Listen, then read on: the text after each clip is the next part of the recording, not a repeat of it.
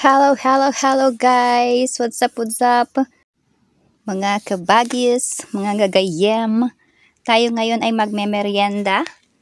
Yes po. Ito, meron tayo ditong tre leche na aking dinangkal-dangkal pa na medyo malaki-laki siya. At ito na nga, syempre nabawasan na natin. Kasi ang sarap niya, para siyang graham. Tapos may mga milk. At saka yung parang asukal sa ibabaw, parang sa leche flan. Kaya ang sarap din niya.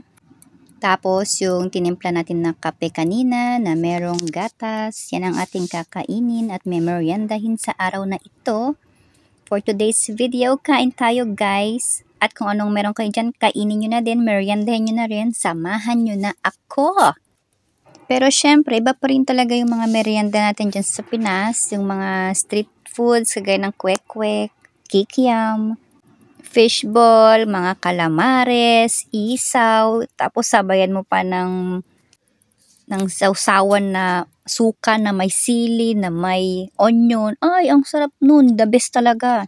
Wala talagang tatalo sa mga merienda natin dyan sa atin. Kasama yung mga gulaman, mga buko juice na mga pampalamig, mga pineapple, di ba? Kung anong mga trip nyong juice na ipares. Ay, nakakamiss. Pero sa ngayon, ito muna ang ating merienda. Ito muna for today's video. Sa sunod ulit, bye-bye!